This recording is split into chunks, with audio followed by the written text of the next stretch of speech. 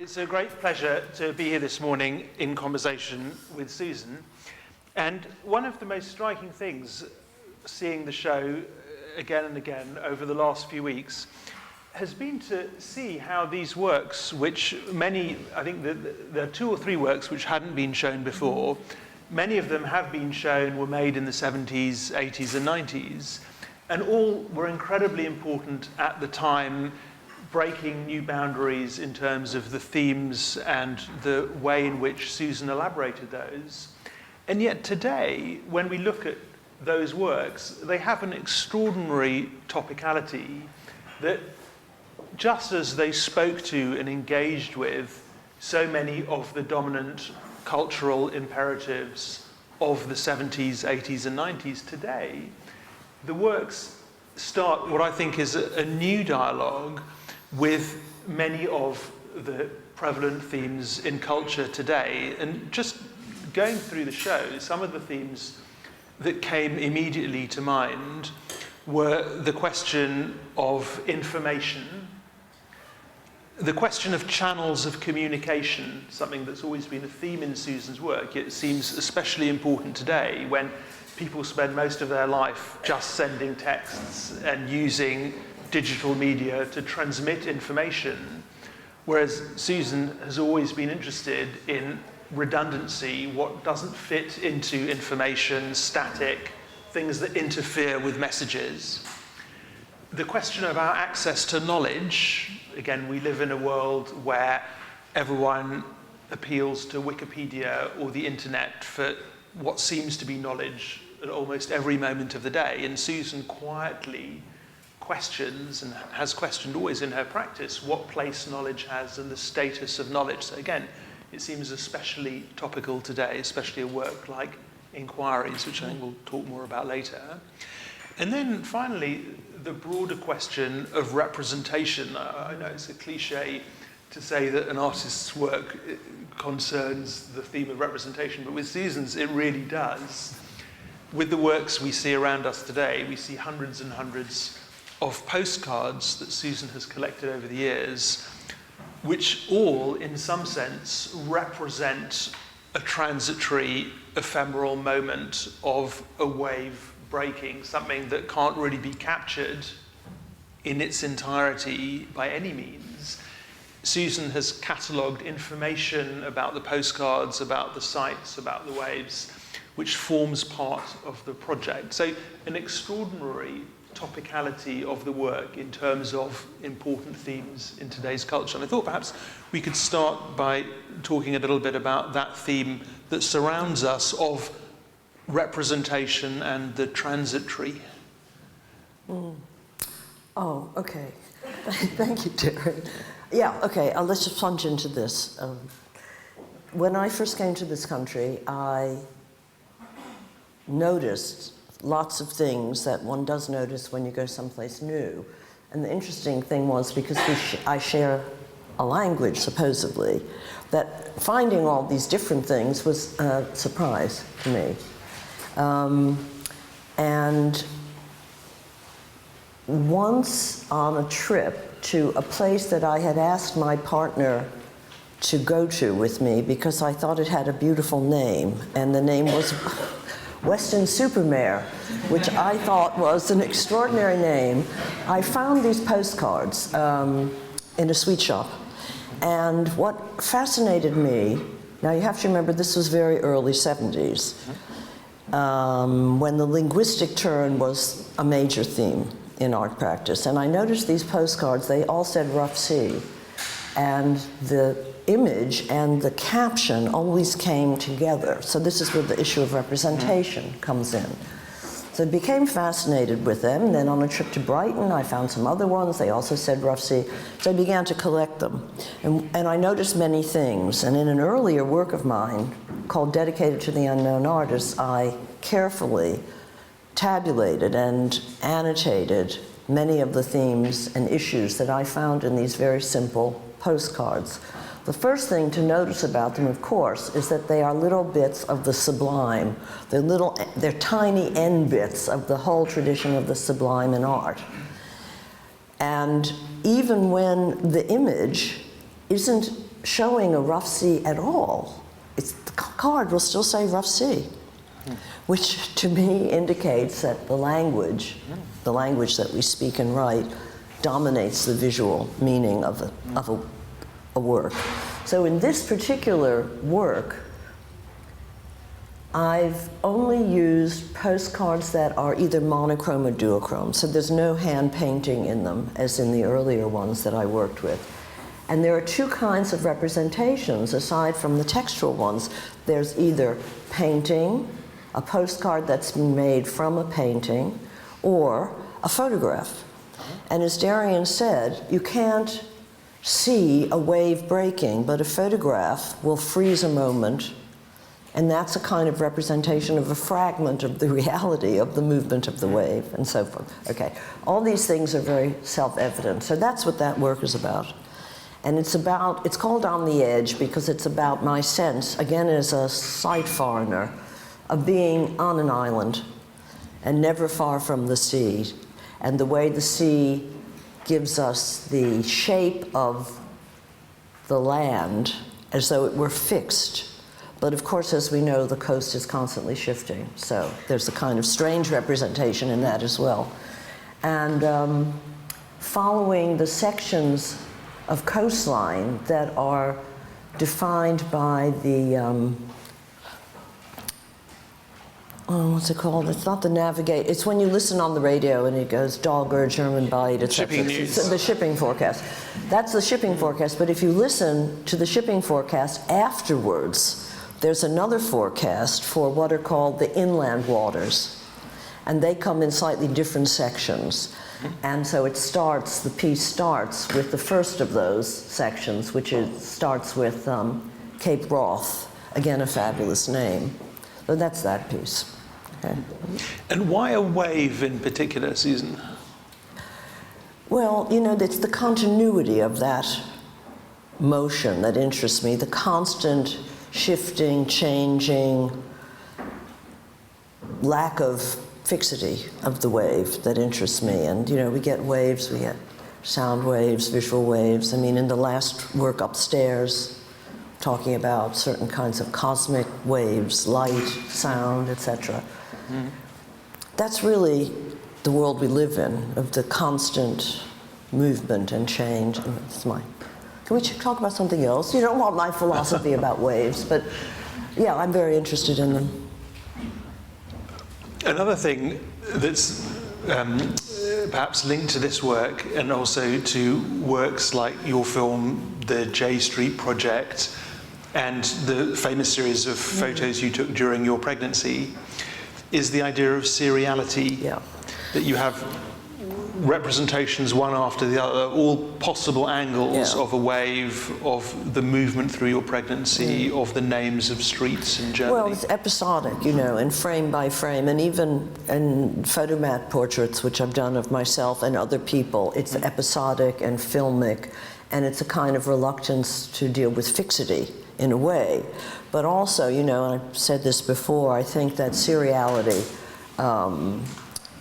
is a kind of democratic way of representing something. It's a bit like human beings, there are millions of us and each is different and yet we're all the same. And that's the kind of idea in art that I'm very interested in, as opposed to one unique, heroic, monumental gesture. So we don't have one enormous painting of a wave. No, that's right. Yeah. And throughout these pictures, you've pointed out that it's easy to forget that as well as collating and collecting the cards, you've also done a work of classification and taxonomy, which again is something important in a work like Inquiries. Inquiries. You have the American and the British version. Does everyone know the work? I don't know if they've seen it. Has everyone seen the work? It's downstairs across the road.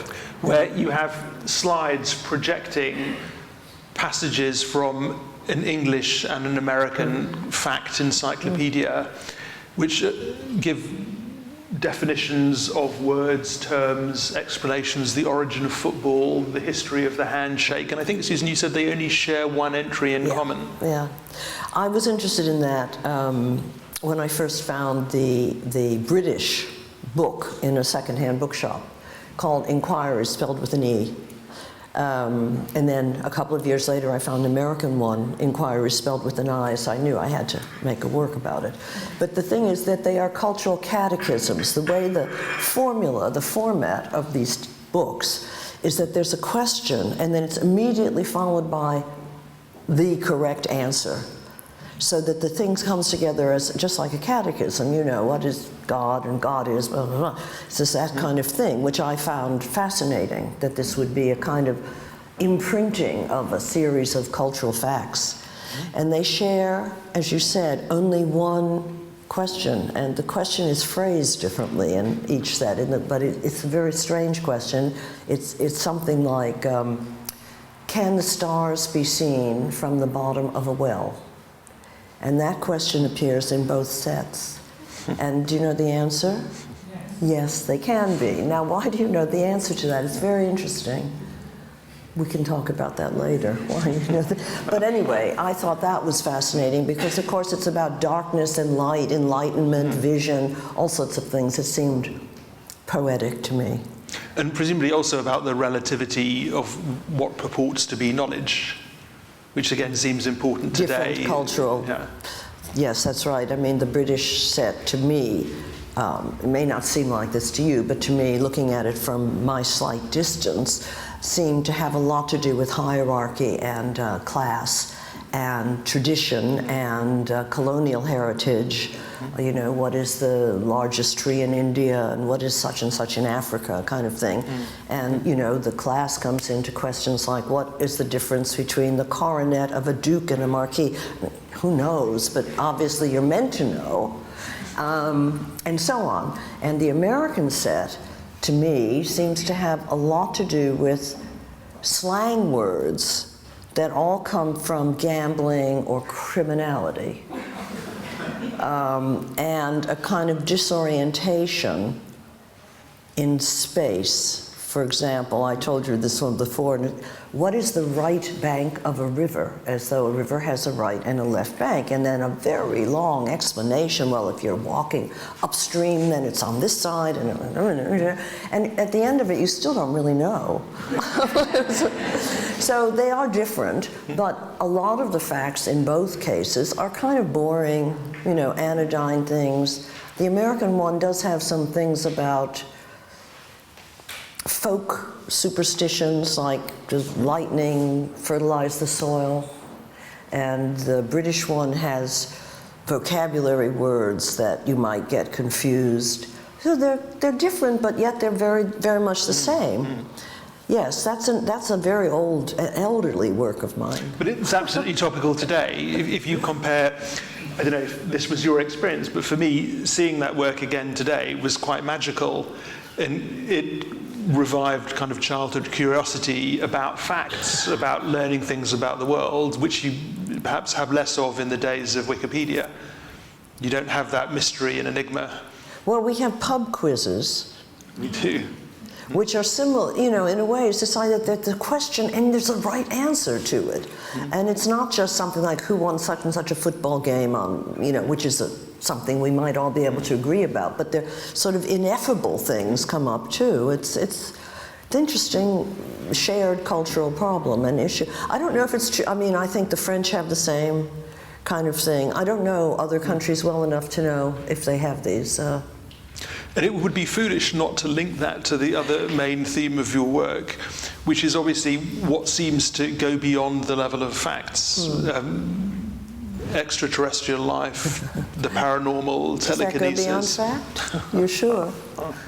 Positive. Tell us. Well, yeah, I mean, basically, I think in a lot of my work, I'm interested, as you said, in what's considered to be unimportant or embarrassing or wrong or just plain trivial or kitsch or something like that, starting with the postcards, which are just, after all, just postcards, but they also reveal much deeper cultural themes like the fascination that people have with the wildness of nature, et cetera, et cetera. So the works that I've done that use people talking about their in a particular piece, experiences of seeing unexplained phenomena in the sky. And people always, journalists say, oh, it's all about being, kidnapped by aliens. I've never, ever used any material like that. It's very interesting what projections people bring to the work and how they talk about something I've never, ever worked with. So I am interested in what I call contemporary visionary experience, because those people who are talking about these things that they've seen are trying hard to find a way to talk about something which occurs not exactly in a dreamlike state, but in a situation that they can't pin down very well in language, liminality, whatever you want to call it. And there's such an ancient and universal tradition of people seeing things, quite often phenomena of light, that the continuity between what at one time would have been described as a religious visionary experience and now is relegated to this idea of aliens or UFOs or something, that absolutely fascinates me. And so that, combined with my interest in the human voice and how when people are talking to us or telling a story, it tends to trigger off our own visualization. Somebody describes something to us and we begin to almost see it. And the fact that so much more information, if you like, comes through the voice other than the words. But in a time when the dimension of the voice is increasingly relegated to a kind of secondary importance. So it's interesting to contrast the work like Inquiries, where you have these sort of word-based definitions of knowledge, of facts, with the dimension of witnessing and testimony in works, your many works where you can actually hear someone describing an experience or recounting an experience. Yes, I hadn't thought about that, but I think that moves through the time quite in an interesting way, because now we're so screen-based, and of course we can hear things on our computers as well, but we tend to be looking visually. We tend to be looking at things more than listening to things. No, that's not even true. We listen to music a lot. But listening to people telling stories, storytelling, is something that doesn't happen that often now. But it's interesting as well, the question of when those testimonies become fact. And there's, I don't know whether you follow the many debates on the internet about people who describe strange bodily sensations. Hundreds of people will create forums, and 10 years, 20 years down the line, some doctors will say, okay, yes, we can name this as a medical condition. Other people are skeptical, well, the voices that describe it, that doesn't constitute a fact. And so, in a sense, in your work, you're always bringing us back to the importance of the individual's experience. Yes, I think witnessing and reporting and so forth are all very, very interesting. And obviously, we have lots of ways of taking in information from other people. Other than the so-called information, there are things that are not classified as information that I think are worth paying attention to. Because after all, the culture that we're all swimming in has a lot more going for it than what is officially recognized. That's what you're talking about. It's not a medical symptom. What is it? It's imagination. Or not. And anyway, what's wrong with imagination? Absolutely. As a valid human capacity, I mean, William Blake said, imagination is not a cloudy nothing. So it's interesting, again there, something that your work shares with psychoanalysis. Susan's work is very popular in the psychoanalytic world for a number of reasons, but that would be one of them, that both in your work and in what analysts do, there's a respect for the legitimacy of individual voices. And subjectivity, I think. And I think a good example of that, if I can just jump around a little bit, is the piece that we can't play now because we're talking, but Belshazzar's Feast, which is an early video of mine, and really it started with some newspaper articles, because I always start with something material, something that exists, not an idea, but something more concrete than an idea. And it started with some newspaper articles about people who saw things on their television sets after close down. This is when television used to end, you know, and then there was nothing to look at. And they were seeing things. And there were a lot of these reports. And then the newspapers took it up in a very sensational way and started suggesting what could be causing these visual experiences that these people were having. One man, for example, reported seeing John Lennon's face appearing and saying to him, "Don't worry." And various other people had other things. But basically, they were disturbed by these things that they were seeing. They felt that it was very uncanny and very uncomfortable. So then the newspapers started making all sorts of absurd suggestions about how they could be pirate television broadcasts that were coming out, or it could even have been, one newspaper said, could be a spaceship flying overhead beaming down messages. Anyway, it got more and more ridiculous. And at no point did any of the mass media say, well, you know, these people were having very interesting effects from the moving blips of light on their television sets. And Marshall McLuhan had already written about how the television has replaced the hearth in our living room.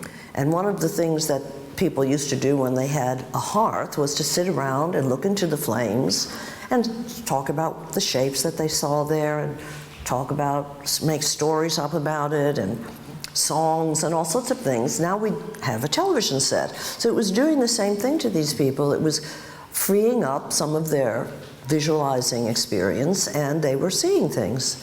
But of course they found these things frightening because no one said to them, well, my dear, it's your imagination. What? Imagination? No. Well, I thought that was so strange that I made a work about it. And the only imagery is a moving image of a fire, and some singing and some historical references to art and various other things all put together just to create a situation that might trigger off the same thing in people. And it has done over the years to some people, so much so that a man that I once worked with said to me that he absolutely hated my work because of this one work that I'd done. And I said to him, Peter, why? What's wrong with that video? And he said, well, you put all those devils there. Why did you put all those devils on the video? I mean, it was awful. And I said to him, but Peter, there are no devils. It's just a fire, pictures of a fire. And you're putting the devils there. But he didn't believe me, and we never spoke again after that. So it does work for some people. But I think we underplay this ability that we have as humans to allow that part of ourselves, you know, to come out once in a while.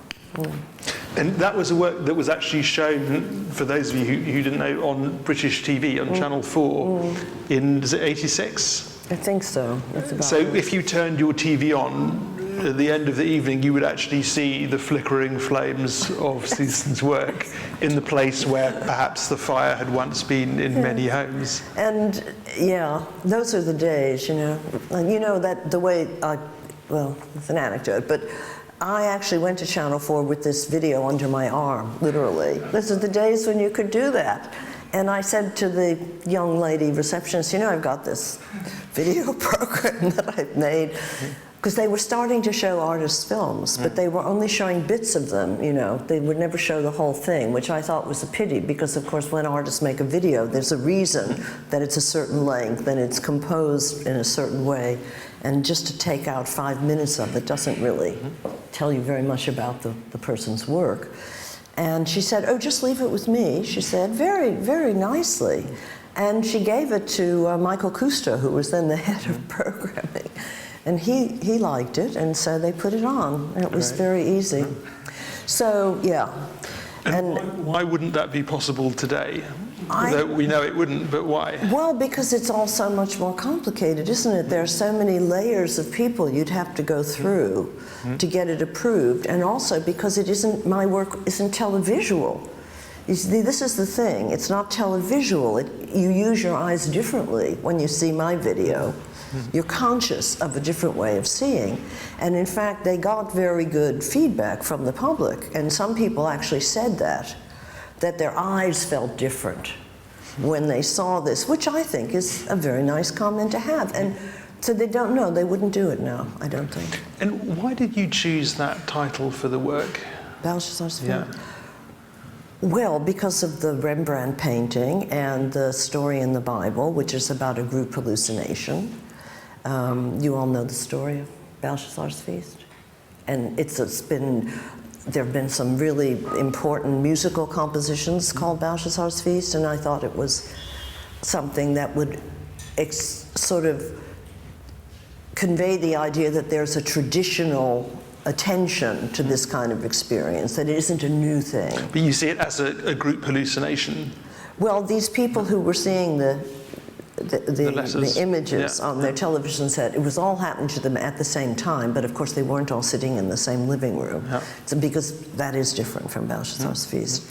But there's a child's voice on the video talking about having been taken on a school trip to see Rembrandt's Belshazzar's Feast, and the writing on the wall, that's an expression we have in English, comes from that idea that, in the story of Belshazzar's Feast, a magical hand comes out and writes some letters on the wall, which people at this big feast all see, and the writing predicts the fall of the kingdom of Belshazzar. But nobody can actually read the writing, and the way that they conclude that this is what it means is that they get the prophet Daniel out of retirement. I think it's the same Daniel as was in the lion's den, but this is like years later. And he can't read it either, because they're not real letters. They're just kind of signs, crypto-linguistic. They look like letters. But he doesn't read it, he interprets it. And his interpretation is that the kingdom will be destroyed because they worship the gods of gold and silver.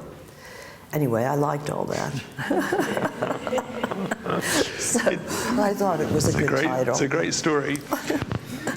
And in a way, that brings us to the question of storytelling. In many of your works, we hear people tell of their experiences, their stories of the paranormal, of loss, and so on. But one of the other things that seems to be a concern in your work is when stories can't be told, when there's a broken message, when you hear a fragment, when something prevents a story from unfolding. Give me an example. In some of the works where you use sound, you can't hear all of the story. Right. You can't tell all of the story. Well, in Witness, the piece that, where there are all the little loudspeakers hanging down, you can hear, you hear the entire story, but in the video work upstairs, how can I explain that? I was trying to make a soundscape in which these human attempts to describe a possibly ineffable experience, whatever ineffable, you can't describe it very well, were linked in with other broken messages from the cosmos, if you like.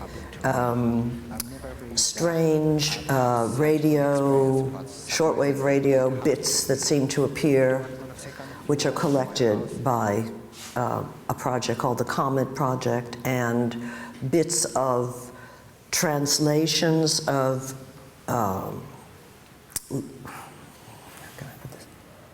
for example,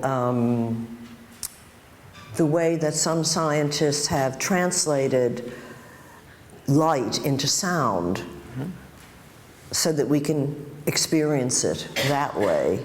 So I've tried to marry all these things together because they're all interrupted messages, as you said. But of course, I didn't think of them that way when I first did them. So it's an attempt to talk about translation and how, as people, we have a world which is conveyed through our senses and our body, but that may not be the only world or the real world or whatever, however you don't want to get into that now. But scientists are aware of this. So for example, on my soundtrack upstairs, you have a very loud humming sound, which is said to be the Big Bang. Well, of course, it isn't the Big Bang. It's the light effects that have been translated into sound and conveyed that way to us. And there are other sounds that come from pulsars, which of course aren't making the sound either. They're emitting light. And there are sounds from the radiation from the Van Allen belt, which sound like wonderful clicking, rhythmic clicking sounds, and so forth. And these interchangeable modes of expression interested me in connection to the way that the people who are telling us something are trying to find words for something. Again, we hear all these things, so that's the connection. It's a nice image as well of the actual artistic project itself, isn't it? The transformation of one medium into another medium, sound into light, light into sound, for example. Yes. Yes, that's interesting. I hadn't thought of it that way, of course. Yeah. And can you say something about, as you installed the show and thought about it, showing the works today, many of them which had been made some time ago, what kind of resonances were brought out in terms of contemporary life? And you said how the Vajra's Feast, it wouldn't be the same if you walked into Channel 4 today with the tapes. What else has changed for you? Well, before I answer that, I want to say that I was lucky enough to install the show with Andreas, who's very good at this. And it wasn't my idea to do a show of works from different projects of mine. So what we have is a collection of fragments or little spotlit details of much larger projects. And everything then looks different than it would have done if the whole project were here. I don't know. The question of artistic relevance, this is what you're saying. How is it that works from long ago can be relevant now? Is one I really can't answer. But obviously we have a whole history of art, much of which is relevant to us, and other things which don't seem relevant, but they might be relevant 20 years from now. So I don't know how to answer that question. Is that a good point to open up the discussion to the floor? Does anyone have any questions in the audience? Yeah. Morning, Susan. Hi. Hi, this is my second time being here. Just a couple of points. I think it's across the road, there's a piece of work where there's a semicircular table where you have a pile of books in homage to Gertrude Stein. I posted a picture of some of the books on Instagram this morning, and I just saw a comment from perhaps a follower of mine, and she said, "Wow, psychography." So that's a new word, I think, to honor your work. But just a quick question is, what do you think of the contemporary obsession, seemingly, we need to visually, particularly, document everything we do, where we go. Otherwise, it doesn't seem to be real. Because I had a breakfast meeting with a visitor the other day, and I just said, "Well, what's the room like upstairs in the hotel?" And she said, "Let me show you." She showed me a big smartphone. Every corner of the room was captured on the screen. It's quite sort of extraordinary. I thought, oh, okay, it looks all right. I just wonder what you think of this kind of the need to capture everything. I'm puzzled because Darian started this trend. Now you've followed. I'm not a comment. I'm not an expert on all these cultural things. I don't know why people do that. One of my problems as an artist is that I hate documentation. And I really have very poor visual records of my own work because I've always felt, forgive me for saying this, it may sound terribly old-fashioned, that if you're not there, what's the point of someone showing you a picture of it? And I've been puzzled. What? The Well, postcards? when you say if you're not there, what's the well, difference? that's right, because people were writing on these postcards, oh, it looks just like this today, or, oh, it doesn't look like this today, you know, which is, of course, it's a tendency, but now it's much more of a tendency. I don't know why. I really don't. It's a shorthand, isn't it? For not being able to tell everybody, you know, sit down, I'm going to describe my room to you. I mean, you know. What do you think about it? I'm very interested in the sort of, in the context of anthropology, and the human need to express and share, but perhaps the means of doing so has changed and evolved because of the access. Well, also because we have, I mean, I don't want to get into this, but obviously we have a certain view of reality, a consensus reality that's different. You know, I was thinking when you were talking about how in other cultures, let's say tribal cultures, for example, Australian Aboriginal culture, not so much now, but certainly even just a few years ago, when people were telling a story, they would draw a very simple symbol in the sand as they were sitting around, and that symbol carried so much meaning, so much detail, if you like, the same amount of detail that one would see in 10 photographs of a room.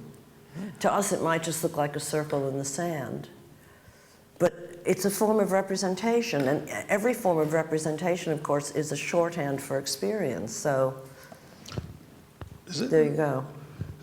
But how would one compare, for example, you know, Am sitting now chatting with Susan Hiller, Am having a sip of water, with Am walking on the beach, wish you were here?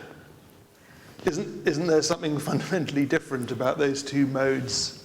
Oh, that's smaller and flatter.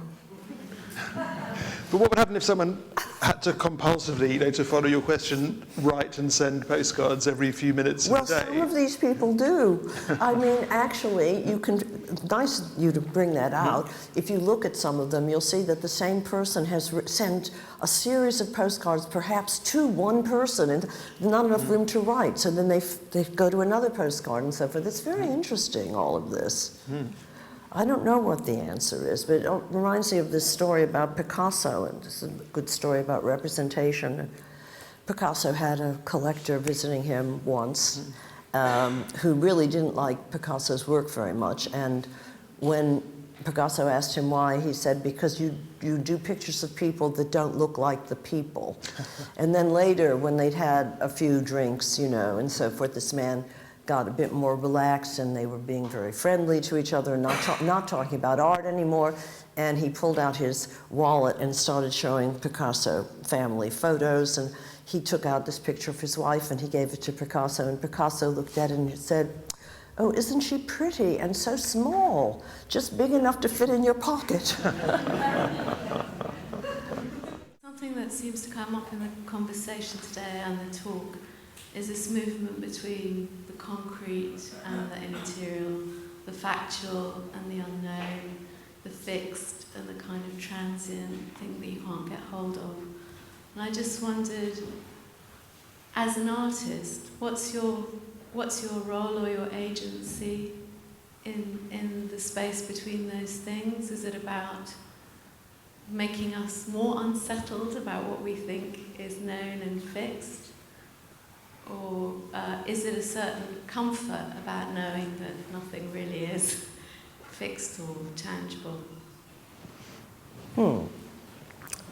I don't know. I don't think I even quite understand the question. It's rather metaphysical, isn't it? Do you want to say more about that? Okay. Well, you talked about Balthazar's feast, about looking into the hearth and seeing lights, and A certain what? kind of religious Seeing lights. imagination. You Yeah. talked about a historical past in which religion was the framework for a certain form of imagination, and I just wondered whether you see your role as an artist as somehow enabling a form of an imagination in a kind of irreligious age, in a way, if one can say that. like a medium? You know, that idea is also quite old, as you know. I mean, there were artists in various generations who went around saying that the artist was the antennae of the race kind of thing. And yeah, everyone is. Everyone is equally a carrier of all these meanings. I think seriously, I think the job of artists, all artists, is to take shared internalizations and find an external form. And that form then exists for all of us to suddenly see what we don't know that we know, okay? That's what I think. And I don't think that's a mystical or romantic notion. I think I'm being sociological when I say that, actually. So maybe that has something to do with the way you're thinking about this and the question you're asking. I hope it does, yeah. I have a question about the emergency case, the holy waters. The piece seems to question, do we believe in first aid or the holy waters? But I'm interested in your view. Is it important that those are authentic to create the work, the holy water, or does it not matter? Oh, I love it that you've asked me this, and you've asked it in such a nice way. Some people ask me if I'm faking. No, okay. It wouldn't be interesting for me, maybe not for some other artists, but for me to do it if it didn't have the fact of collecting from the actual place. Which is, I know, a paradox, because all water, you know, constantly in circulation, and there's no reason why one water would necessarily be special in any sense. But nevertheless, it's important for me for several reasons, one of which is that I like Freud's idea of turning tourism into pilgrimage. And I think it's interesting for a short time, to kind of put yourself in this state of going to this place, and some of the places are quite obscure and interesting to locate, and the whole trip of getting there becomes different and so forth. So I enjoy it. It's fun for me to do that. It's a real pleasure. And also, it raises the question that you've asked. And also, this is another level of this. The piece was done in homage to Joseph Beuys, who, as we know, took on this role of shaman, or shaman, however you like to pronounce that, and was interested in how ordinary materials could take on some very special sacramental function. And he did this just by saying that they did, basically, you know, which is interesting. And so all of those things come together, but yes, I do go to those places. I do collect the water there. Thank you. Do you always walk there? Sorry? Do you always go by foot? No. No. I'm very modern. But, you know, it doesn't really matter. It's just the idea that these places exist all around the world, every religion, absolutely. And of course, it's an extraordinary, water is the basis of life, so of course it's sacred. We all know that. But it's nice to take a moment out once in a while to actually appreciate that fact, and to know that centuries and generations of people have done that when it just comes out of the ground, mysteriously, you know, like a gift. That's what most of the holy wells started off as being, springs in the ground, just there. Hi. I wanted to ask about the cataloging and archiving and listing element in your work, because I know that Darian Leader has written about this in relation to loss and to the work of mourning, and to the need for art to register loss in the social world and so on. I wondered if you actually saw it that way, the way that it's been written about, or if you see that element in your work differently. Yes and no. Yes and no. I think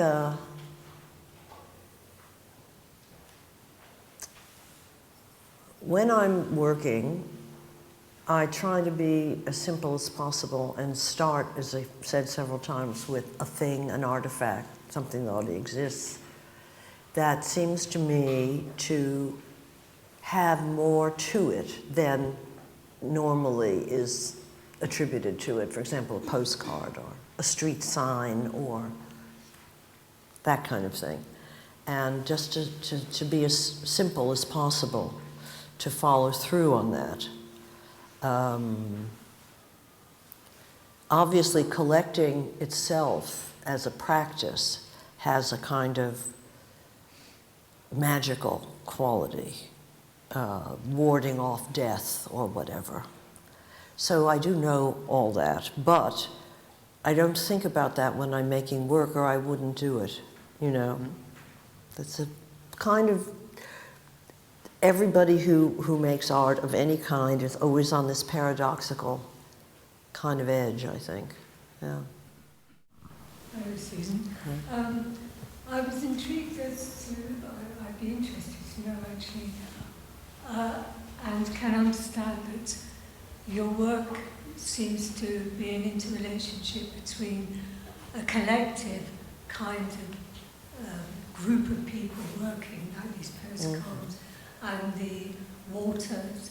You know, there's a cultural and collective relationship as an individual to that in terms of the production of your work and also almost as a medium, but also a curatorship of that. In relation to that, I was quite intrigued about what your inclusion of Alfred West's work. Is his name Alfred West? Yes. And could you speak more about that? Because it seemed to be much more about an individual. About? An individual? An individual's work, yeah. Work. But in terms of your previous work at the Freud Museum, in terms of both presentation and curatorship of things, your own work, and that being part of your work, he is an individual, very much an individual, which is other than generally how you present your relationship. Now, what the way you could talk about that? Well, to me, as an outsider. I don't see it like that, of course. No, I wouldn't, would I? But I think that the curatorship, which I started when I did the first of the large postcard works, it was a revelation to me that the artist could be a curator, and I wrote about curating and so forth and so on. And I have always thought of the Alfie West piece, of course he was a neighbor of mine, I mean, he lived on the same street, as a kind of homage in the sense of I've done the homage to Joseph Beuys and Gertrude Stein and so forth, so it fits in there and in the curating pattern of my work. But I also feel that, like the unknown artists who make the postcards, that he was not recognized within the art world, although of course he was recognized in other worlds. I don't know if there's a little book that I did about him that tells this story of the man who split hairs.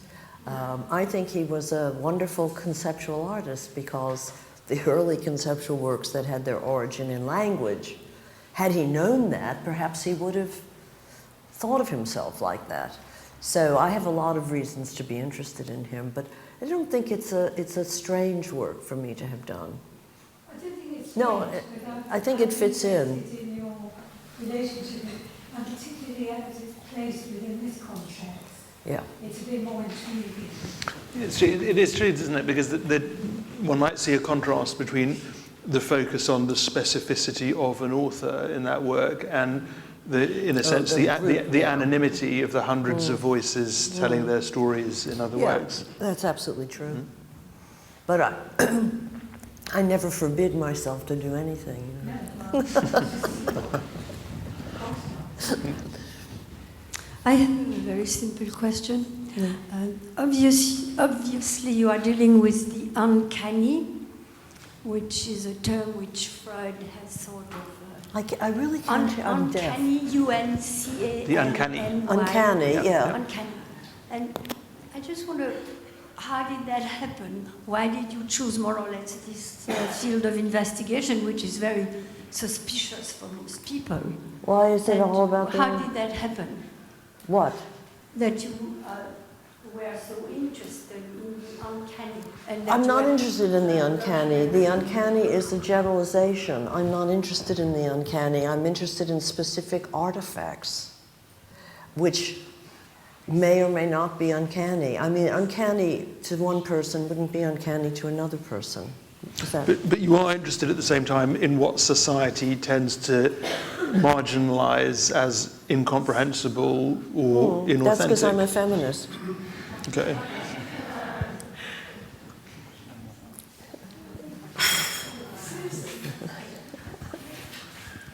Hi, thank you. Thank you for a very interesting talk so far. I just wanted to ask what you actually, I mean, you're talking to a professional psychoanalyst and your work's been at the Freud Museum and your work has lots of psychoanalytic resonances.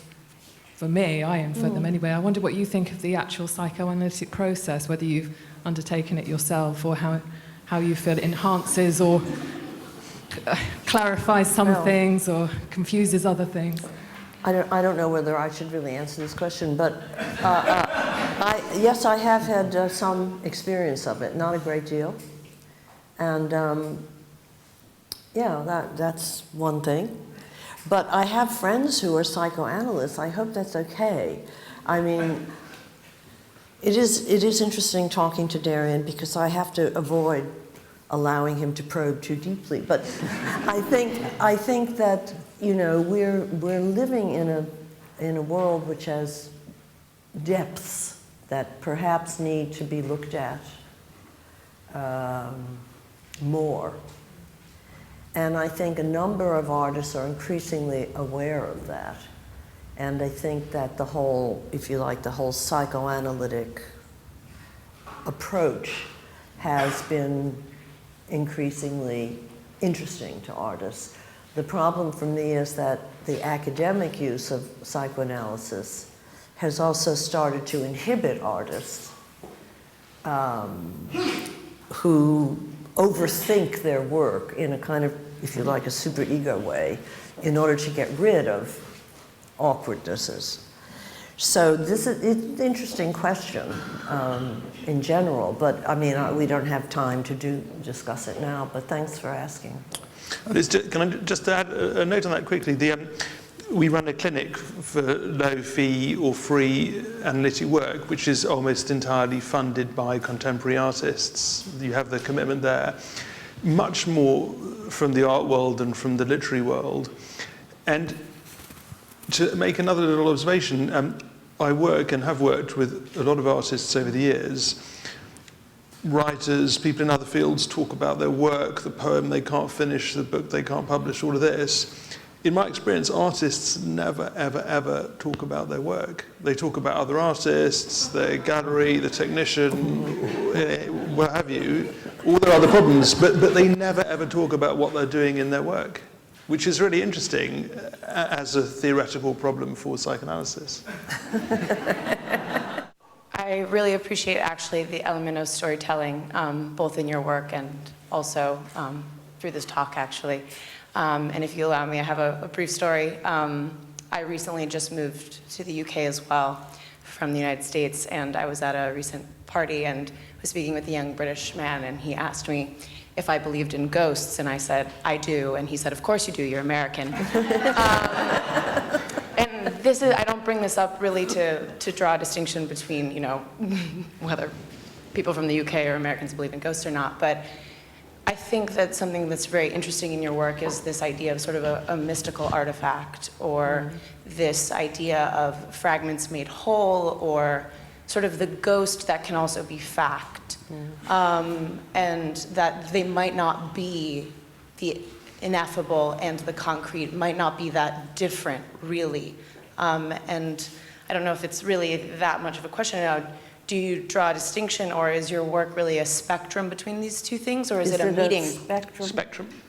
A spectrum, not a specter. A spectrum between sort of the unexplainable and the concrete, or are they really just, is it a meeting point? Are they flow more freely between each other? Yeah, another interesting question. I used to say, in fact, until very recently, I used to say my work was all about ghosts because the unspoken or the unexamined or the overlooked or trivialized, those are all ghosts that we live with all the time in our lives, everything that haunts us. And so my kind of archaeological approach to artifacts, if you like, tends to bring out the ghosts, some of the ghosts that are there.